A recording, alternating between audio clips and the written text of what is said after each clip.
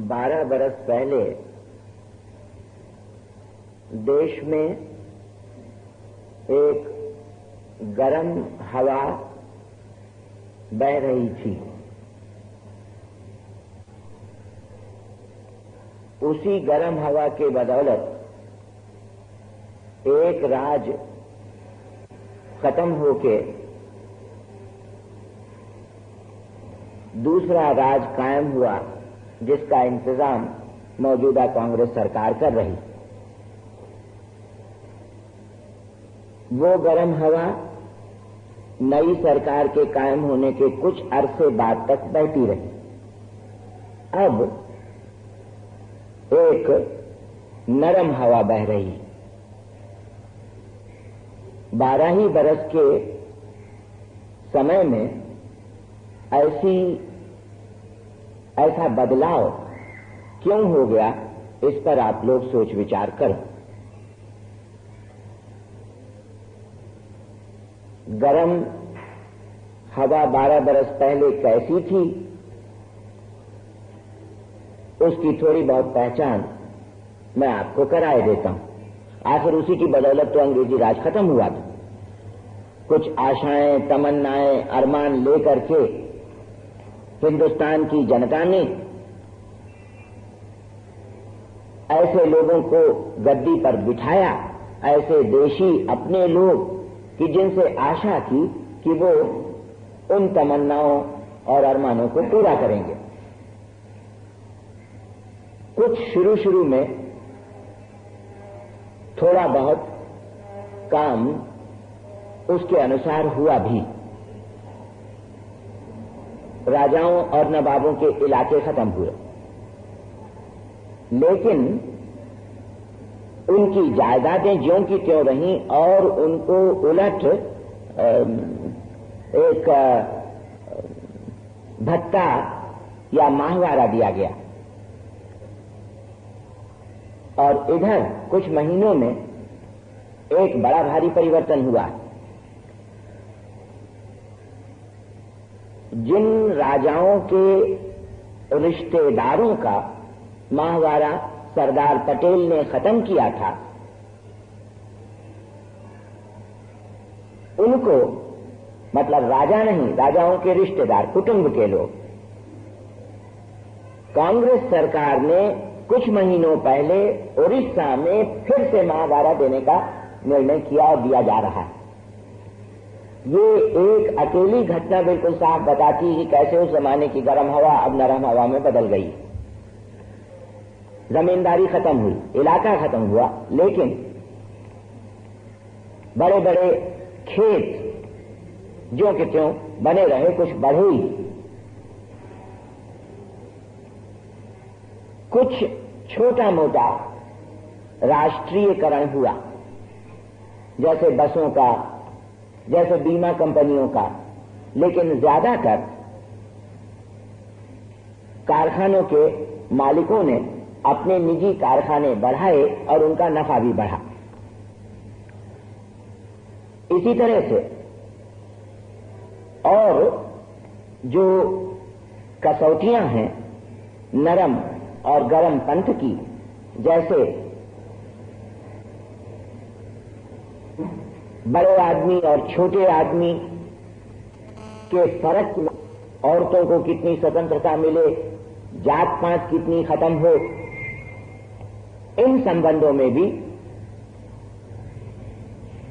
जो थोड़ी बहुत तरक्की और प्रगति 12 बरस पहले शुरू हुई थी, वो आज रुक गई है, बल्कि कुछ मामला पीछे ही हटा जा रहा है। जैसे शुरू में जात पात को कम करने के लिए, मिटाना, हटाने का शब्द मैं नहीं इस्तेमाल कर रहा हूं, कुछ हल्की कार्रवाई हुई, छोटी सी, जैसे छुआछूत को गैर कानूनी कर देना या दबे हुए जातियों को नौकरी या पढ़ाई लिखाई में कुछ संरक्षण देना, हल्की छोटी कार्रवाई। लेकिन आज आप देख रहे हो कि वो कार्रवाइयां या तो बंद हो गई हैं या एक प्रचार चल रहा है कि उनको बंद किया जाए, क्योंकि जिन लोगों को संरक्षण देने की कार्रवाई हुई वो इतनी कम थी कि उनमें ताकत आ नहीं पाई, और संरक्षण के सबब से जिनको हल्की या वक्ती चोट लगती थी उनकी ताकत जो की बनी रह गई, वो अब उठ करके कह रहे हैं कि ये संरक्षण वगैरह खत्म करो। तो जात पात को घटाने के लिए जो हल्के कदम शुरू में उठाए गए वो अब या तो बंद हैं या बहुत ही मामूली तरीके से चल रहे हैं। उसी तरह से धर्म और संप्रदाय की बुनियाद पर जो राजनीति हमारे देश में चला करती है उसका भी आप हाल देखो। आजादी होने के कुछ बरस बाद तक ऐसा लगा कि शायद अब अपना पिंड छूटा, ये मजहबी कट्टरवादी लोगों को आपस में लड़ाने वाली राजनीति से आज हम फिर से उसी पुरानी जगह पर पहुंच गए, जबकि मजहबी पार्टियों को न सिर्फ उठने का मौका दिया जा रहा है बल्कि मुझको तो कई दफे ऐसा लगता है कि सरकार की तरफ से उकसाया जाता है, और कोई खास उसके लिए सबूत देने की जरूरत नहीं। केरल में सबूत बिल्कुल साफ मौजूद हैं, दूसरी जगह सबूत जरा कुछ ढके हुए होंगे, इतने खुले नहीं होंगे। और नरम और गरम पंथ के जो कुछ दूसरी कसौटियां हमें रखनी चाहिए, जैसे राष्ट्रीय अधिकार, अलग अलग मुल्कों के अपने जो सेना और सरकार के संबंध में अलग अधिकार होते हैं जिनके सबब से सारे दुनिया की एक लोकसभा या एक हुकूमत कायम नहीं हो पाती, उस कसौटी पर भी अगर आज के हिंदुस्तान को और एक मानी में सारी दुनिया को परखें तो कुछ नरम हवा की बह रही है, बजाय सारी दुनिया को एक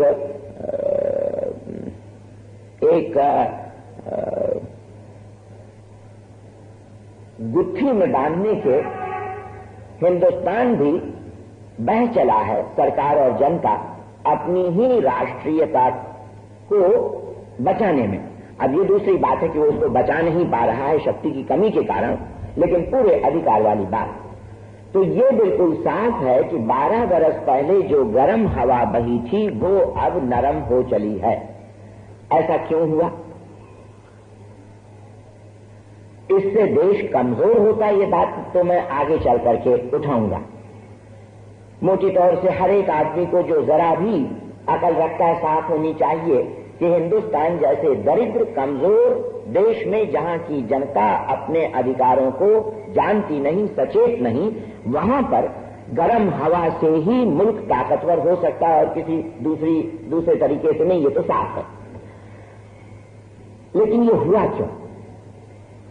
तो मुझे ऐसा लगता है कि ताकतवर लोगों पर या तो चोट करना नहीं चाहिए, और अगर करें तो फिर गहरी चोट करना चाहिए, हल्की चोट नहीं करना चाहिए। मैंने सुना है सांप के लिए कि उसे छेड़ो मत और छेड़ो तो छोड़ो मत। सांप शायद इतना बुरा नहीं होता। जो कुछ 2-4 बार मुझे सामना पड़ा है उससे तो मैंने यही देखा है कि बेचारे से अगर रास्ता कतरा के हट जाते हो तो वो भी अपना रास्ता कतरा के हट जाया करता है।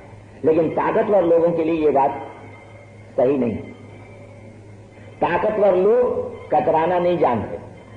अगर आप थोड़ी सी छेड़खानी करने के बाद कतराने की कोशिश करोगे तो वो हरगिज आपको कतराने नहीं देंगे, बल्कि पीछा करेंगे अपना मौका पाने के बाद। ताकतवर लोग याद रखते हैं, समझदार हैं। गर्म हवा का जब झोंका तेज आता है तो गर्दन झुकाना जानते हैं, फिर अपनी ताकत बटोर करके ठीक समय आने पर फिर अपनी गर्दन उठा दिया करते हैं। और जिन्होंने हल्की सी चोट मारी थी उनको फिर अच्छा सबक सिखाया करते हैं। मैं समझता हूं कि अपने देश में भी यही हुआ।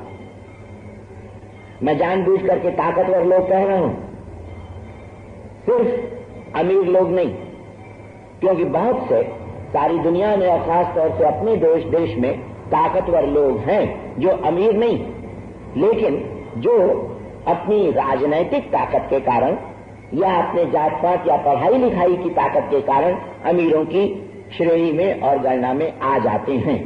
इसलिए दुनिया भर में और खास तौर से हिंदुस्तान में ताकतवर और कमजोर का फर्क करना चाहिए, न कि अमीर और गरीब का। ये सही है कि ज्यादातर कमजोर लोग गरीब होते हैं और ताकतवर लोग अमीर होते हैं, लेकिन काफी तादाद में कम हैसियत वाले लोग जिनके पास पैसे वैसे ज्यादा नहीं, ताकतवरों की श्रेणी में पहुंच जाते हैं। और जब तक हम इस फर्क को अपने दिमाग में नहीं रखेंगे, दुनिया की शक्ल समझना मुश्किल हो जाएगा। इसलिए हमेशा आप ताकतवर लोगों की बात सोचा करो। तो ये ताकतवर लोग थोड़ी चोट खाए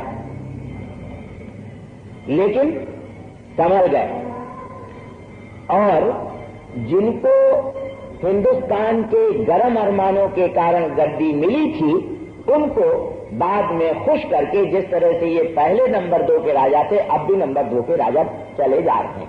मैं इनको नंबर 2 के राजा कहता हूं। नंबर 1 का राजा तो बदलता रहता है, दुनिया भर में बदलता है, हिंदुस्तान में भी कभी कभी बदलता है। जैसे नंबर 1 का राजा 12 बरस पहले कौन था? अंग्रेज बड़े लाट छोटे लाट। अब नंबर 1 के राजा कौन है? कांग्रेस के मुख्यमंत्री, प्रधानमंत्री, मंत्री वगैरह। लेकिन नंबर 2 के राजा, वो राजा, नवाब, बड़े जमींदार, बड़े करोड़पति, बहुत पढ़े लिखे लोग जो ऊंची जगहों पर बैठते हैं या जिनका समाज में किसी सबब से आदर और सम्मान है, चाहे धर्म के नाते या और किसी नाते, ये नंबर 2 के राजा जो पहले थे वही अब भी हैं। इससे आखिर बड़ा भारी फर्क तो हो ही जाता है ना। नंबर 1 का राजा बदल जाए और नंबर 2 के राजा ज्यों कि त्यों बने रह जाएं, तो फिर चाहे जितने कायदे कानून बदल दो, नीतियां बदल दो, रास्ते बदल दो, लेकिन उन नीतियों को कारगर करने वाले लोग अगर वही पुराने लोग हैं तो वो नीतियां तो बेकार हो ही जाएंगी। और इसीलिए आप देखोगे कि मुकम्मल संपूर्ण क्रांति वही हुआ करती है जिसमें नंबर 1 के राजा के बदलने के साथ साथ नंबर 2 का भी राजा बदला करता है। तो खैर, इस सब से एक सियासी उसूल हमें सीखना है, तो ये कि जब कभी फिर से कोई गर्म अरमानों की हुकूमत कायम हो तो वो संकल्प करे कि ताकतवर लोगों पर या तो हम चोट करेंगे नहीं, छेड़ेंगे नहीं उन्हें, और अगर छेड़ेंगे तो छोड़ेंगे नहीं। ये राजनीति का उसूल जनता को पक्की तरह से समझ लेना चाहिए। छेड़ो मत, अगर छेड़ो तो छोड़ो मत। जब मैं ये कहता हूं तो मेरा मतलब हरगिज ये नहीं है कि उनकी गर्दनें काट दो, ये गलतफहमी हो सकती, तो इसको आप दूर कर लेना, गर्दनें रहें। बल्कि मैं तो चाहता हूं कि इनमें से जो कुछ अकलमंद लोग हैं, और इसमें कोई शक नहीं कि तफसीली मामलों में ये जनता से ज्यादा अकलमंद होते हैं, तभी तो आखिर ताकत की जगहों पर पहुंच पाते हैं, तो इनकी तफसीली अकल का इस्तेमाल किसी अच्छी नीति के लिए अगर किया जाए तो देश के लिए बड़ा लाभकारी होगा। तो इनको खत्म करने की कोई जरूरत नहीं, इनको अगर हो सके तो इस्तेमाल किया जाए नए समाज के लिए, लेकिन इनकी ताकत को खत्म किया जाए, इनकी जायदाद, इनके विशेष अधिकार, इनका जो खास सम्मान होता है वो खत्म कर देना चाहिए। इतना सबक तो हमको पिछले 12 बरस में हमेशा के लिए सीख लेना चाहिए कि ताकतवर लोगों के विशेष अधिकारों को या तो छेड़ो मत, अगर छेड़ते हो तो फिर उनको छोड़ो मत, तभी कोई गर्म हवा कामयाब हो सकती है, वरना वो अधविच में खत्म कर दी जाती है। जहां मैंने ये एक बड़ा सबब आपको बताया, सबसे बड़ा सबब, वहीं उसी के साथ लगा हुआ दूसरा सबब भी बताए देता हूं कि जब कभी भी होता है, और जो पिछले 12 बरस में हुआ, उसी के साथ साथ जिन लोगों को हिंदुस्तान की जनता ने अपनी गर्म आशाओं को पूरा करने के लिए गद्दी पे बिठाया, वे लोग पुराने ताकतवर लोगों के विशेष ऊंचाई से उनको घसीटने के बजाय खुद कोशिश ये करने लगे कि हम भी वहीं चले जाकर के बैठ जाएं। बिरला वगैरह को उनकी खास ऊंची जगहों से हटाने और नीचा लाने के बजाय उनकी ये तबीयत रही कि वो खुद भी उन्हीं की जगह पे जाके बैठ जाएं। ये जितने मंत्री हैं या बड़े अफसर हैं, चाहे इनकी जायदाद न बढ़े, ये लखपति करोड़पति न बने, लेकिन इनके रहने का ढंग, इनके सफर करने का ढंग, इनके सब ढंग उसी तरह के हो जाते हैं और हो गए हैं जिस तरह के बिरला जैसे करोड़पतियों के होते हैं। मैं तो यहां तक समझता हूं और शायद ठीक ही समझता हूं कि खर्चे के हिसाब से जितना इन हिंदुस्तान के बड़े से बड़े करोड़पतियों पर होता है, उससे ज्यादा हो जाता है हिंदुस्तान के कुछ राजकीय लोगों पर। उनका निजी खर्चा बहुत ज्यादा बढ़ गया। ये सही है कि उससे जो छोटे लोग होते हैं उन पर उतना नहीं होता, लेकिन उसी हिसाब से एक सीढ़ी तो चलती रहती है ना, तो खर्चा बढ़ता चला जाता है। और फिर नतीजा क्या होता है कि जनता ने जिन लोगों से आशा लगाई थी कि ये समाज में बराबरी की गर्म हवा को कारगर करेंगे और पूरी तरह से बहाएंगे, वो लोग उस बराबरी को लाने के बजाय गैर बराबरी के समाज में अपनी जगह अच्छी करने के लिए कामकाज करने लग जाते हैं। तो फिर ये हालत समझने और ज्यादा समझने के पहले मैं चाहूंगा कि कुछ थोड़ा बहुत हम गरम और नरम रास्ते के फर्क को और गहराई से समझ लें। क्या फर्क है दोनों में? वैसे तो एक आम ख्याल फैला हुआ है कि राजनीति में गरम रास्ता वो कि जिसमें मारकाट, तोड़फोड़ या हिंसा होती, और नरम रास्ता वो कि जिसमें सब कामकाज, हुकूमत वगैरह बातचीत करके तर्क के आधार पर सोच समझ के सहारे चल जाए। लेकिन ये फर्क सही फर्क नहीं और छोटा फर्क है। और ये जरूरी नहीं है कि मारकाट, तोड़फोड़ हमेशा किसी गरम रास्ते के लिए ही इस्तेमाल की जाए। कभी कभी वो एक नरम रास्ते के लिए भी इस्तेमाल कर दी जाती है। ये सही है कि फिर उस वक्त देखने में ऐसा लगता है कि वो नरम रास्ता गरम बन गया है, लेकिन जरूरी नहीं है कि तोड़फोड़ और हिंसा सिर्फ गरम रास्ते के लिए ही इस्तेमाल की जाए। और हर हालत में अब एक बात तो बिल्कुल साफ हो चली कि जो दुनिया का सही और असली गरम रास्ता अब होना चाहिए और हो सकता है, वो हिंसा और तोड़फोड़ से नहीं हासिल हो सकेगा। इस पर मैं बहस नहीं छेड़ूंगा। आपसे अर्ज करूंगा कि आप इस बात को मान ही लो, क्योंकि इस पर बहुत बहस हो चुकी। अब सवाल यह है कि अगर हिंसा और तोड़फोड़ फर्क नहीं है गरम और नरम रास्ते का, तो फिर क्या है? तो मोटी तौर से आदमी इससे तो और मामला बिगड़। अच्छा,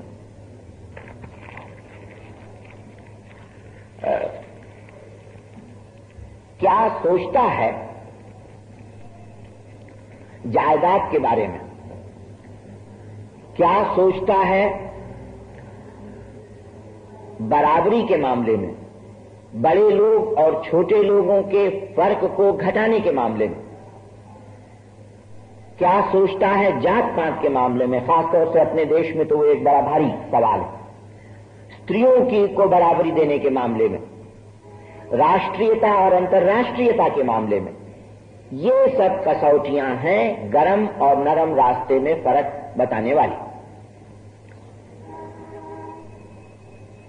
मैं धर्म को इस सवाल में नहीं घसीटूंगा। हालांकि अभी तक अनुभव यही रहा है कि धर्म का नाजायज इस्तेमाल नरम रास्ते वालों ने अपने लिए किया है, लेकिन फिर भी उनके नाजायज इस्तेमाल, जानबूझ के मैं कह रहा हूं कि अनुचित इस्तेमाल है, के कारण हमको ये फैसला नहीं करना चाहिए कि धर्म या मजहब हर हालत में हमेशा नरम रास्ते का ही सहायक जैसा पहले हुआ है वैसा आगे भी चल करके होगा। ये सही है कि पहले तो हुआ है और अभी भी लोग उसका इस्तेमाल करते हैं, लेकिन उसको थोड़ी देर के लिए हम अपने बहस से अलग रखें तो बाकी जितने मामले हैं, ये बराबरी के, स्त्रियों की आजादी के, जात पात वाले दूसरे संप्रदाय और धर्मों के बारे में क्या रुख है, दूसरे देशों के लिए क्या रुख है, ये सब गरम और नरम रास्ते के फर्क को बताते हैं। खास तौर से जायदाद और ऊंचे या बड़े लोग और छोटे लोग का फर्क हमें अपने ध्यान में रखना होगा, क्योंकि दुनिया में छोटे और बड़े का फर्क जितना हिंदुस्तान में है उतना कहीं नहीं। मुझे तो ऐसा लगता है कि सिर्फ आज ही नहीं बल्कि सारे इतिहास में कोई समाज दुनिया के और हिस्से में इतना फर्क करने वाला नहीं हुआ जितना हिंदुस्तान वाला। यहां बड़े लोग और छोटे लोग का फर्क इस हद तक किया गया है और आज भी हो रहा है जितना और कहीं नहीं हुआ। और उसके लिए मैं आपको कुछ मौजूदा सबूत दिए देता हूं।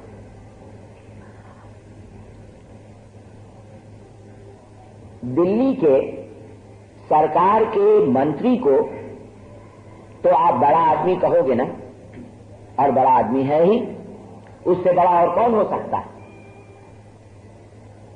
लेकिन छोटे और बड़े का फर्क कहां तक जाता है वो मैं आपको सिर्फ एक ही किस्से से बताता हूं कि एक बार दिल्ली का एक मंत्री, काफी बड़ा मंत्री, मोटर में चढ़ करके एक सभा के लिए आया। उसकी बदनसीबी थी कि ठीक उसी वक्त प्रधानमंत्री साहब की मोटर भी वहां पर आ गई।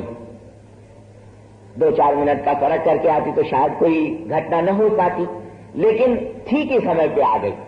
नतीजा ये हुआ कि वहां जितने पुलिस के अफसर थे और बहुत बड़े बड़े अफसर थे, यहां तक कि सूबे का जो सबसे बड़ा पुलिस अफसर था वो भी वहां मौजूद था, क्योंकि आखिर को प्रधानमंत्री साहब भी तशरीफ लाने वाले थे।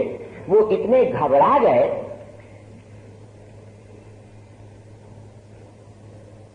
कि हटो जाओ वगैरह, जो शायद आप थोड़ा बहुत सुने भी होंगे और अंदाजा भी लगाए होंगे। चारों तरफ से हल्ला मचने लगा और इस दिल्ली सरकार के मंत्री का अपना ड्राइवर, मोटर चलाने वाला, इस हद तक घबरा गया कि वो खुद अपने मालिक के स्वास्थ्य की, तंदुरुस्ती की कोई फिक्र न कर पाया और ये बेचारे मोटर से उतर भी पूरी तरह से नहीं पाए थे कि मोटर उसने चला दी।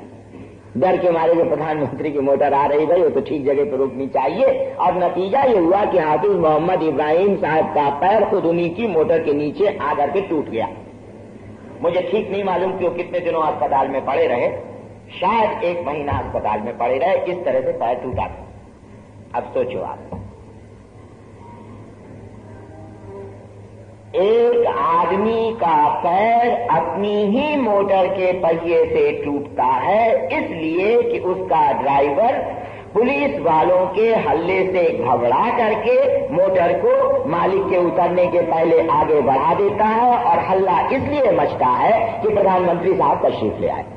अब इससे ज्यादा बड़े और छोटे का फर्क आप क्या समझना चाहोगे। मैं ये इब्राहिम साहब और नेहरू साहब का ये घटना लोगों ने ध्यान इस पर नहीं दिया, न इस पर कोई चर्चा हुई। मालूम होता है जानबूझ करके दबा दी गई, या शायद इतना ज्यादा लोग अभ्यस्त हो गए हैं हिंदुस्तान के दो ही चार आदमी बैठे हुए हैं। सच पूछो वो भी मैं ज्यादा कह गया, शायद एक ही आदमी बैठा हुआ है, जो सबसे ऊंची सीढ़ी, बड़े आदमी की सीढ़ी।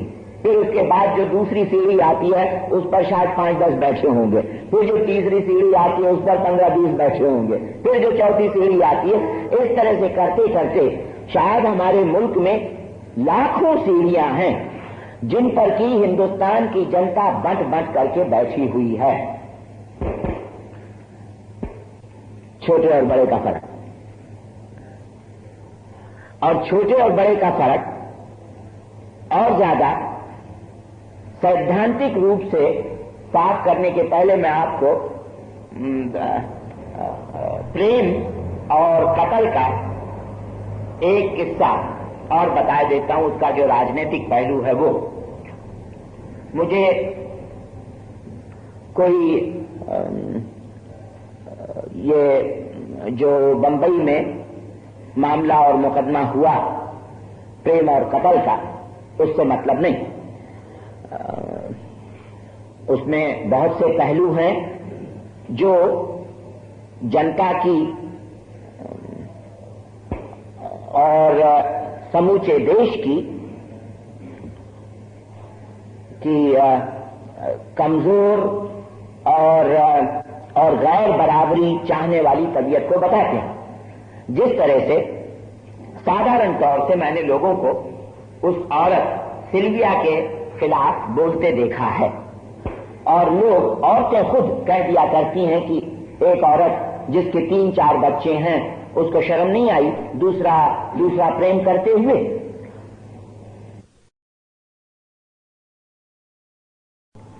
अपने अपने समझ की बात है। मैं तो यही कहूंगा कि लोगों को अपना रास्ता दूसरों पर नहीं लादना चाहिए। अब जैसे मिसाल के लिए मैं खुद गोश्त नहीं खाता हूं, लेकिन मैं हरगिज ये काम नहीं करूंगा कि प्रचार करने लगूं कि लोग गोश्त न खाएं, क्योंकि वो तो और गंदा काम हो जाएगा। आखिर को तलाक का कानून अगर अपना लेते हैं हम लोग, तो फिर उस पर अगर कोई शादीशुदा लोग नया प्रेम करते हैं और तलाक करते हैं, तो फिर बहुत लंबी चौड़ी बहस उस पर नहीं करनी चाहिए। और हर हालत में अगर हम ये कहने को तैयार हैं कि कोई औरत 3-4 लड़कों के होने के बाद प्रेम करने का अधिकारी नहीं रह जाती, तो हमें उसी के साथ साथ कहना चाहिए तो कोई मर्द भी नहीं रह जाता। अलग अलग कसौटियां नहीं चल सकती। ये भी मैं आपको एक पहलू बता रहा हूं गरम हवा का। ये आप नहीं कह सकते हो कि सिल्विया तो हकदार नहीं है 3 बच्चा पैदा करने के बाद नया इश्क करने की, लेकिन कोई मर्द उसकी जगह पे हो तो वह हकदार बन जाता है। आमतौर से हिंदुस्तान के लोगों में मैंने यही पाया कि मर्द को तो हक है लेकिन औरत को हक नहीं। अगर कोई 20 बच्चा पैदा करने के बाद भी नया इश्क करना चाहता है, उससे आपको क्या गलत पड़ी हुई? तो खैर ये सब पहलू हैं जो हिंदुस्तान के मर्द और औरत की दिमागी हालत को बताते हैं, लेकिन उस पर मुझे इस वक्त नहीं कुछ कहना। हालांकि थोड़ा बहुत असर पड़ता है गर्म और नरम हवा के पर इन सब सोचने के ढंग का। असल चीज ये है कि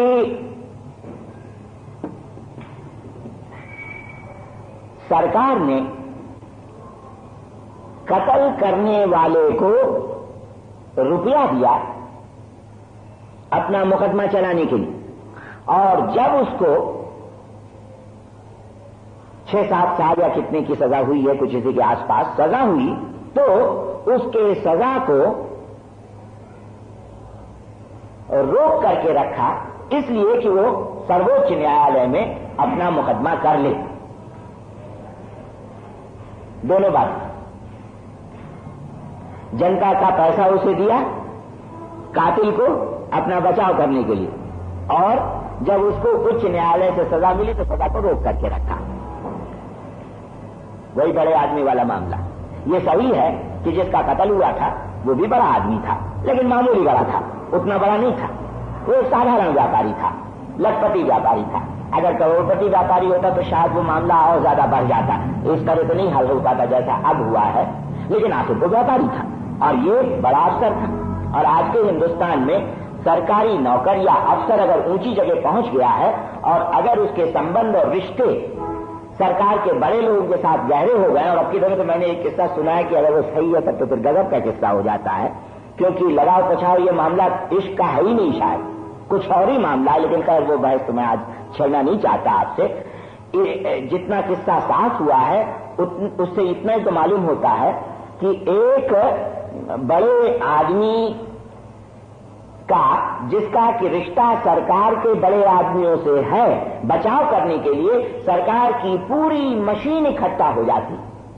और ये बिल्कुल साफ बात है कि आज के हिंदुस्तान में अगर कोई बड़ा आदमी कत्ल कर दे तो उसके जितने दोस्त बड़े आदमी हैं सब मिलकर के बचाव करते हैं। कोई अफसर है बड़ा जिले में कुछ भी अपराध कर ले, सैकड़ों किस्से मैं सुना करता हूं कि किसी डिप्टी कलेक्टर ने या कलेक्टर ने या विकास खंड अधिकारी ने मोटर अच्छी न चलाने के कारण किसी बच्चे को अपने मोटर के नीचे मार डाला, लेकिन कुछ नहीं हुआ क्योंकि सब लोग इकट्ठा हो जाते हैं। ड्राइवर भी झूठी गवाही देने के लिए मजबूर कर दिया जाता है। गवाही लेने वाला जो अफसर है, फैसला करने वाला अफसर है, वो उसी के दोस्त होते हैं, वो सारा मुकदमा बचा दिया जाता है, दबा दिया जाता है। और इसलिए आज के हिंदुस्तान में प्रायः शर्तिया ये कहा जा सकता है कि अगर कोई बड़ा आदमी जुर्म करे और बड़ा से बड़ा जुर्म जिसमें कत्ल भी शामिल है, तो उसके साथ के वो बड़ा आदमी अफसर हो तो उसके साथ के बड़े अफसर मिल करके उसका बचाव करना शुरू कर देते हैं। और अगर कोई छोटा आदमी कहीं फंस जाता है और ज्यादा छोटा आदमी, तो फिर चाहे उसने जुर्म किया हो न किया हो, लेकिन उसका बचाव होना मुश्किल हो जाता है। छोटे और बड़े का कानून के आंखों में भी इतना जबरदस्त फर्क हो गया है। अब बड़ा आदमी के आखिर मतलब जगह के मुताबिक बदलता रहता है। सारे हिंदुस्तान के पैमाने पर मुमकिन है डिप्टी कलेक्टर बड़ा आदमी नहीं, छोटा आदमी हो जाएगा, लेकिन अपने जिले में तो डिप्टी कलेक्टर बड़ा आदमी होगा ना, तो बड़े आदमी का भी ठीक मतलब आप समझ लेना। इस मामले में जो खून और कत्ल का मामला बंबई वाला मशहूर हो चुका है, उसमें तो बड़ा आदमी एक पलटन का अफसर था और पलटन के जितने कल पुर्जे हैं वो सब इकट्ठा हो गए उसको बचाने के लिए, और बाकी सब न्याय वगैरह के सिद्धांतों को तिलांजलि दे दी गई। अब ये किस्से बिल्कुल साफ बताते हैं कि किस हद तक हिंदुस्तान में न्याय, कायदा, कानून, खर्च करने का तरीका, लोगों के सोचने का तरीका, लोगों की आंखें और दृष्टि छोटे और बड़े के फर्क में बंधी हुई। हमारे यहाँ न्याय कोई चीज नहीं, सच्चाई कोई चीज नहीं, सिद्धांत कोई चीज नहीं, असल चीज है बड़ा आदमी छोटा आदमी। अगर बड़ा आदमी तो उसके लिए अलग रास्ता, अगर छोटा आदमी है तो उसके लिए अलग रास्ता। यहां तक कि हमारे जो बड़े बड़े किस्से कहानियां हैं ना, उनमें भी कह दिया गया है कि बड़े आदमियों के लिए सब खून माफ, उनके रास्ते अपने अलग होते हैं, उनकी ताकत ज्यादा होती। तो वो सब सोचने के ढंग आकर के इकट्ठा हो गए हैं हमारे दिमाग में, और मैं समझता हूं कि हिंदुस्तान में ज्यादातर लोग यही सोचते हैं कि बड़े आदमियों को किसी तरह का कोई अपराध नहीं है। बड़ा आदमी, जितने आप लोग बैठे हुए यहां पे, असली मानी में एक भी बड़े आदमियों के शुमार में नहीं आता, लेकिन मैं आपसे कहना चाहता हूं कि बड़े और छोटे के फर्क की सीढ़ियां इतनी ज्यादा हैं अपने हिंदुस्तान में, 1 लाख 2 लाख या 10 लाख, कि आप भी कोई समझ लो सीढ़ी नंबर 5,55,112 पे बैठे हुए होंगे, तो क्या नतीजा होता है कि आपके नीचे भी तो और 4-5 लाख सीढ़ियां हैं ना। तो जब कभी क्रांति और इनकलाब का, सच्चे इनकलाब का सवाल उठता है, तो आपको भी डर लगने लगता है वो नीचे की सीढ़ियां देख करके। ये नहीं सोचते हो कि ऊपर जो 4-5 लाख सीढ़ियों का बोझा आपके सिर पर और सारे देश पर पड़ा हुआ है वो हटेगा, बल्कि डर ये लगने लगता है कि कहीं ऐसी न क्रांति हो जाए कि जो सब सीढ़ियां खत्म कर दें और फिर हम भी उन्हीं में शामिल हो जाएं जो नंबर 10 लाख सीढ़ी पे बैठे हुए जो सबसे नीचे हैं। दरअसल हिंदुस्तान में इनकलाब न होने का यही सबसे बड़ा कारण।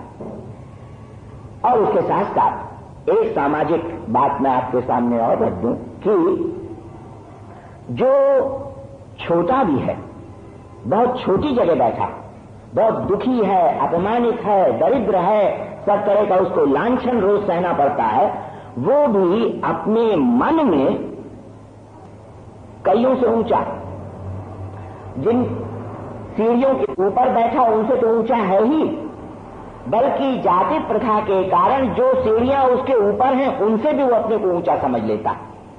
यहां तक कि मैं जब कभी इन छोटी जातियों के बीच में जाके बैठ करके उनके कुटुंब के किस्से कहानियां पुराने सुनता हूं, तो मैं आपको एक ही मिसाल दे देता हूं कि हिंदुस्तान के कहार लोग, ये मछुए लोग जो मछली पकड़ने वाले हैं या बर्तन मारने वाले हैं या पानी खींचने वाले लोग हैं, इस जात के कहार या नाविक लोग, इनके कुटुंबों में एक किस्सा मशहूर है कि ये और क्षत्रिय लोग दोनों एक ही माँ बाप के दो भाई थे। एक चालाक था और दूसरा सीधा था, और शिव महाराज ने इनको बराबर के हीरे जवाहरात दिए, लेकिन चालाक भाई ने बेईमानी करके छोटे भाई के और ईमानदार भाई के सब हीरे जवाहरात छीन लिए।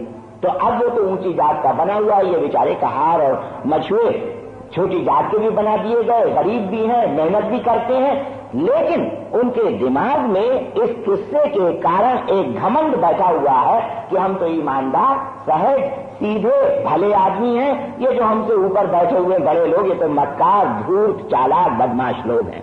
क्या करोगे इस हिंदुस्तान में? जब कभी आप लोग घबरा जाया करते हो कि ये समाजवादी जैसी पार्टी जल्दी नहीं तरक्की कर पाती, तो जरा सोचा करो कि कितने हजार बरस के कूड़े का सामना करना है।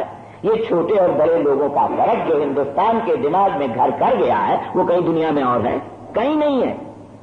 इतना जबरदस्त फर्क, छोटा और बड़ा, जब देखो तब कोई कानून, कोई कायदा, कोई जायदाद का गठन करने का तरीका, औरतों के प्रति कोई भी विचार, हर किसी चीज को छोटे और बड़े लोग की कसौटी से हम लोग देखने लग जाते हैं। अब मैं फिर कह देता हूं कि बड़ा आदमी और छोटे आदमी का फर्क कहीं आप वो अमीर आदमी और गरीब आदमी से मत कर देना। ये गलती हमेशा हो जाया करती, ये होनी नहीं चाहिए। बड़ा आदमी लाजमी तौर से हर अमीर नहीं होता। अमीरों में काफी बड़ा तबका है, खास तौर से जो जरा कम खर्च करते हैं, जिनके कपड़े लत्ते साफ नहीं रहते, जिनके मकान इतने अच्छे नहीं हैं, उनको बड़े आदमियों की ऊंची सीढ़ियों पर शुमार करना बहुत गलत काम होगा। आज के हिंदुस्तान में पढ़ाई लिखाई के सबब से या ऊंचे जात के सबब से या हिंदुस्तान की राजनीति में ऊंचा ओहदा पा लेने के सबब से बहुत काफी लोग बड़े बन जाते हैं और उनको इसी तरह के ढंग मिल जाते हैं कि जिनका कोई हिसाब नहीं। तो बड़ा आदमी और छोटे आदमी का फर्क रखना दिमाग में।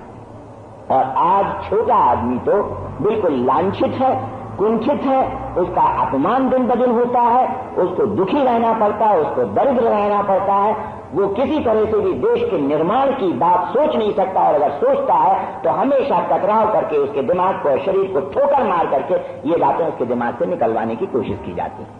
छोटा आदमी, अब मैं छोटा आदमी एक व्यापक अर्थ में इस्तेमाल कर रहा हूं। 40 करोड़ में से मैं समझता हूं 39 करोड़ 50 लाख आदमी छोटे आदमियों के शुमार में आएंगे।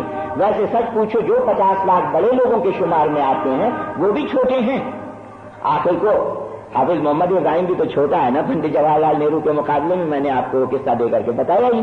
तो बड़े और छोटे लोग का जब फर्क इतना ज्यादा करने लगते जितना हिंदुस्तान में हो गया है, तो फिर वो सिर्फ इसी पर नहीं रह जाता कि एक तरफ 39 करोड़ 50 लाख है, दूसरी तरफ 50 लाख। उस 50 लाख में भी वो फर्क होने लग जाता है। तो बिल्कुल साफ है, जो दुनिया में और कहीं नहीं, कभी इतिहास में नहीं हुआ, बड़े और छोटे आदमी का इतना जबरदस्त फर्क। और ये फर्क मैं समझता हूं कि 1000, 1500, 2000 बरस से बल्कि और ज्यादा से अपने देश में चला आया। कोई भी हिंदुस्तान की क्रांति इसी कारण से सफल हो नहीं पाती, पूरी तरह से सफल नहीं हो पाती। अब जैसे 1857 वाली क्रांति, वो तो कामयाब ही नहीं हुई थी, लेकिन 1946 वाली क्रांति कामयाब होने के बाद भी, कामयाब इस मानी में कि अंग्रेजी राज खत्म हुआ, हिंदुस्तानी राज कायम हुआ, लेकिन कामयाबी के बाद भी छोटे और बड़े का फर्क घटा नहीं पाई, मिटाने का तो नाम ही मत लीजिए। और सच्चाई और न्याय और उन्नति के जो कुछ भी विचार हो सकते हैं, उनको जैसे पहले वैसे अब भी छोटे और बड़े की कसौटी पर ही चढ़ाते हुए रखा। कहां से क्रांति कामयाब होगी? जिस क्रांति के परिणाम स्वरूप सरकार गद्दी पर बैठने के बाद हिंदुस्तान में छोटा आदमी और बड़े आदमी का फर्क पहले का जैसा कायम रखती है, वो क्रांति कभी कामयाब हो ही नहीं सकती। और वही हिंदुस्तान की क्रांति के साथ हुआ, नाकामयाब हो गई। एक तरह से पूछो तो क्रांति को जेल में बंद कर दिया गया है, जेल में पड़ी हुई। इधर 8-10 बरस में तो बिल्कुल साफ। उसके जेलर वही लोग हैं जिन्होंने हिंदुस्तान की जनता की क्रांति लाने के लिए अगुवाई की थी। क्रांति जेल के अंदर बंद। और यही नहीं, पहले की भी जो क्रांतियां हुई हैं बहुत कम होती है हिंदुस्तान में तो क्रांति, क्योंकि जहां छोटे और बड़े आदमी का फर्क इतना ज्यादा कर दिया गया हो जितना हिंदुस्तान में, और जहां छोटे के दिमाग में कुछ धार्मिक और जाति के ऐसे ख्याल पैदा कर दिए गए हों, जमा दिए गए हों कि वो अपने छुटपन को भी बड़पन समझ ले, जैसे ये कहार लोग समझते हैं, वहां क्रांति का होना बड़ा मुश्किल हो जाया करता। लेकिन क्रांति अगर हो भी गई तो वो अधूरी रह जाती है, कैद कर दी जाती है। उसका आपने इधर 12 बरस में हाल देखा। अब उसके नतीजे क्या होते हैं? सो आज की एक घटना सुनी ना आपने कि ठीक उसी मौसम में जिसमें हिंदुस्तान की एक टुकड़ी सरगा माथा की चढ़ाई नहीं कर पाती और कहती है कि मौसम खराब थी, उसी मौसम में चीन की टुकड़ी उस चोटी पर चढ़ाई कर लेती। ये घटना आज अखबारों में छपी। इस पर बहुत सोच विचार करना। मौसम वही, अब इसमें तो कोई फर्क किया नहीं जा सकता। मुमकिन है चालाक लोग बताने की कोशिश करेंगे कि जिस ऐन मिनट के ऊपर हिंदुस्तानी टुकड़ियों ने चढ़ाई करने की कोशिश की, दो ने की थी, उस वक्त मौसम बहुत ज्यादा खराब हो गई थी और चीनियों की तकदीर अच्छी थी कि जिस ऐन मिनट के ऊपर चीनियों ने चढ़ाई की उस वक्त मौसम अच्छी हो गई। एक बात मैं आपको और बता दूं, हिंदुस्तानी दिमाग आजकल, और खास तौर से जब कभी उसको ये छोटे और बड़े के फर्क को उचित साबित करना होता, बड़ा चालाक होता है। तेज हाजिर जवाब, जल्दी चलने वाला, थोड़ी बहुत हंसी मजाक में अपनी बात को बढ़िया तरह से साबित कर देने वाला, ये हिंदुस्तानी दिमाग की पहचान। एकाएक बड़ी उसमें चमक मालूम पड़ती है, लोग उसके असर में आ जाते हैं, क्या बढ़िया है, क्या तेज, लेकिन उसमें गहराव नहीं रहता, गहरी समझ नहीं रहती। यूरोप का दिमाग, और मैं समझता हूं किसी हद तक चीनियों के लिए भी ये लागू है, जो थोड़े बहुत चीनी मिले, जापानियों के लिए तो है ही, धीमे चलता। हिंदुस्तानी दिमाग तेज चलता है। यूरोप का दिमाग इतना हाजिर जवाब नहीं होता जितना हिंदुस्तानी दिमाग होता है। हिंदुस्तानी तेज और हाजिर जवाब, यूरोप का दिमाग धीमा और चमक नहीं। लेकिन हिंदुस्तानी दिमाग किसी भी चीज की गहराई तक जाकर उसको जड़ से पकड़ने की कोशिश आजकल नहीं कर रहा है, और ये कई हजार बरस से है। इस सवाल को अभी मैं नहीं छेड़ना चाहता हूं, लेकिन ऊपरी चमक के सबब से हमको कई बार अपने को धोखा देने का मौका मिल जाता है। हम समझ बैठते हैं जैसे हम कोई दुनिया से अच्छे हैं। बात बिल्कुल उल्टी है। गहरी समझ दुनिया के और दिमागों में आ गई। इसे यह मत समझना कि हमेशा के लिए आ गई, ये सब वक्ती चीजें। और मैं समझता हूं कि जो दिमाग छोटे आदमी और बड़े आदमी का फर्क इतना ज्यादा करने लगेगा, जो हिंदुस्तानी दिमाग करने लगा है, उसमें गहराव की समझ रह नहीं सकेगी। ये एक बड़ा सबब हुआ, गहरी समझ नहीं रही। तो नतीजा क्या होता है? सरगा माता की चढ़ाई करने वाली हिंदुस्तानी टुकड़ी, अब मैं अनुमान लगाता हूं, हो सकता है थोड़ी बहुत छेड़खानी भी कर रहा हूं, शायद पहाड़ के लायक कपड़ा चुनने और पहनने में और उसको ठीक सलवट वगैरह को मिटाने में ही काफी अपना दिमाग और समय लगाती रह गई। उसके अलावा उन टुकड़ियों के नेताओं का दिमाग शायद इसी बात में ज्यादा रहा कि तार के शब्द कौन से इस्तेमाल करें, क्योंकि आखिर अंग्रेजी में तार भेजे, किस शब्द को या किस मुहावरे का इस्तेमाल किया जाए। चीनियों के लिए तो ये सवाल है नहीं, वो तो जो तार भेजते थे अपनी भाषा में भेजते थे, उनको तो चढ़ाई करना था, उनको मुहावरे का इस्तेमाल तो करना नहीं था, मुहावरे तो जो होते हैं हो जाएंगे। लेकिन हिंदुस्तानी टुकड़ी के नेता के सामने तो सवाल ये ज्यादा रहा होगा कि किस मुहावरे का हाजिर जवाबी के साथ इस्तेमाल करो कि हिंदुस्तान की जनता समझ जाए कि मौसम इतनी धोखेबाज थी कि टुकड़ी चढ़ नहीं पाई। और सरगा माथा ने अपने स्वभाव की खूबियों और बहुरूपताओं को इतना ज्यादा दिखाया कि हम उसके सामने टिक न सके। एक अदना इंसान दुनिया की सबसे ऊंची चोटी के सामने कहां टिकता। तो ये सब मुहावरों में वो लोग फंस गए होंगे और उधर चीनी लोग चढ़ गए। चीनियों ने अपने बयान में कुछ बातें कही। एक तो चढ़ने वालों के लिए कहा है, हाँ ये मैं मान के चलता हूं कि ये खबरें सच्ची, क्योंकि आजकल की दुनिया में ये भी नहीं कहा जा सकता कि कब कौन सी खबर राजनीति के कारणों से फैला दी जाती। तो चीनियों ने अपने बयान में ये भी कहा है कि जिस टुकड़ी ने सरगा माथा की सफल चढ़ाई की उसके लोग कम्युनिस्ट दल के मेंबर थे, और दो के लिए कहा है कि वो खेल कूद के आलिम थे, या मतलब उनको कोई उपाधि मिली है, खेल कूद के माहिर थे। हाँ, माहिर थे। अच्छा, तो ये उनको पदवी दी गई कम्युनिस्ट पार्टी का सदस्य। मोटी तौर से आप सोचोगे कि पहाड़ पर चढ़ाई करने से और कम्युनिस्ट पार्टी के सदस्य से क्या मतलब। किसी हद तक की बात सही भी है, लेकिन पूरी तरह से नहीं।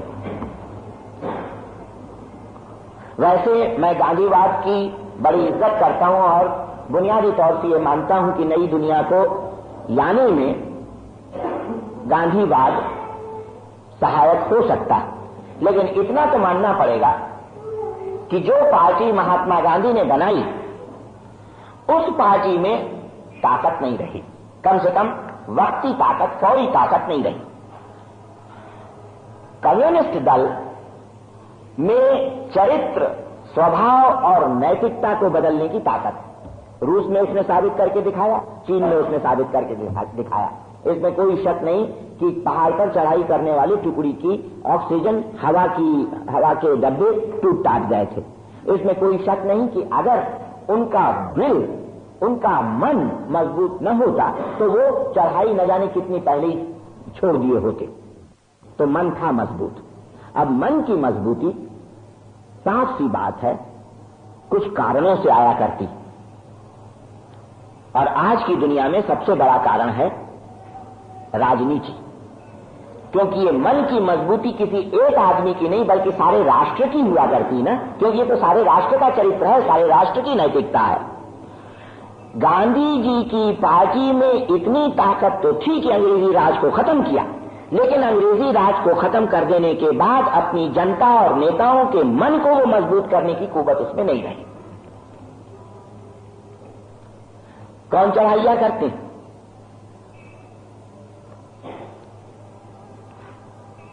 जिस सेना को अंग्रेजों ने बनाया था, जिस बुनियाद पर बनाया था, जो अनुशासन और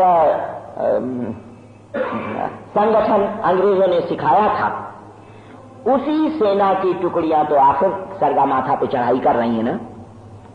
संगठन का ढंग वही अंग्रेजी चला जा रहा है। एक बीच में बदलाव हो गया, बड़ा बदलाव, राज बदल गया, लेकिन जनता के चरित्र को बताने और बदलने वाली जो चीजें होती हैं वो तो ज्यों की त्यों चलती रह गई ना। जो शिस्त और अनुशासन अंग्रेजों ने अपनी सेना को सिखाया था, उसी की नींव पर आज की सेना भी खड़ी हुई है। जिस तरह से अंग्रेज लोग अपने जमाने में स्कूल कॉलेज में लड़कों के चरित्र और नैतिकता सिखाते थे, वही चीज आज भी हिंदुस्तान के स्कूलों और कॉलेजों में सिखाई जाती है। बदलाव हुआ, मन तो जैसे का तैसा रह गया ना। थोड़ा बहुत बदलाव हुआ हो तो वो कोई स्कूल कॉलेज सेना संगठन वगैरह के कारण नहीं, वो सिर्फ इस कारण से कि हवा जरा सी बदल गई, या स्कूल कॉलेज और संगठन और सेना के बाहर जो आम सभाएं होती और 5 बरस में एक बार चुनाव हो जाया करते, उनके कारण जो राजनीति की सभाएं होती उसमें कुछ हवा साफ बह जाती। वरना ये रोजमर्रा के जीवन के संगठन, उनमें तो वही प्रणाली पहले वाली चलती रहती है ना, तो फिर कहां मुकाबला हो पाएगा। और कम्युनिस्ट दल इन सब प्रणालियों को बदल देता है, मन बदलता है, कठोर बनाता है, मजबूत बनाता है, मौसम और दूसरी मुसीबतों से लड़ना सिखाता है। कांग्रेसी पार्टी की जो मन बनाती है वो ये कि मौसम जरा सी भी खराब हो तो वापस लौट आओ भाई, जान बचा के रखना अच्छा, क्योंकि दोबारा फिर चढ़ाई कर सकोगे। अगर जान नहीं बचाई तो फिर दोबारा कैसे चढ़ाई करो। और अंग्रेजों की कुछ कहावतें मशहूर हैं, अंग्रेज लोग तो ऐसी कहावतें अपने बारे में कर दिया करते हैं, लेकिन वो बड़े कट्टर, बड़े कठोर चरित्र के हुआ करते हैं। लेकिन अंग्रेज लोग ऐसे कुछ मुहावरे चला के रखे हुए हैं कि लड़ो और भाग आओ, जिसमें दोबारा लड़ने के लिए जिंदा रहो। तो मैं समझता हूं कि हिंदुस्तान की पलटन को भी यही सिखाया गया है कि भाई जरा जहां कहीं कुछ झंझट और अड़चन देखो तो पीछे मुड़ आओ, क्या फिक्र है, दूसरा मौका भी तो मिलेगा। और नतीजा ये होता है कि कब पीछे मुड़ आओ उसका फैसला अंग्रेज जिस तरह से करते हैं, बहुत सोच समझ के, बहुत कठोर बन के, बड़ी कड़ी तबीयत बन के, वो नहीं। यहां तो हर बादल यही दिखा देता है कि पीछे मुड़ाओ। और आप जानते हो पहले ही से हमारा राष्ट्र का चरित्र कैसा हो गया, शरीर के हम इतने कमजोर हो गए कि एक डंडा उठते ही ज्यादातर हिंदुस्तान की जनता चिल्लाने लगती। डंडा उठा है, लगा नहीं, चिल्लाहट शुरू हो गई कि हम तो मर गए। मार पड़ने के बाद मरो तो वो चीज समझ में आती कि चिल्लाओ भाई, लेकिन वो तो मार पड़ने के पहले डंडा उठते ही हम मरे, उसको देख करके कि हमें आने वाला, क्योंकि हिंदुस्तानी दिमाग तो बड़ा तेज दिमाग है ना, बुद्धिमान है, तो वो पहले से फैसला कर लेता कि डंडा उठ गया है, आ रहा है, अब हमारे ऊपर पड़ने वाला है, तो फिर चिल्ला दो भाई पहले ही से कि पिट रहे हैं, मर रहे हैं। तो ये मैं आपको आमतौर से जितने भी छोटी जात के दबे हुए लोग हैं उनके लिए कहता हूं। अब जैसे हरिजन हैं,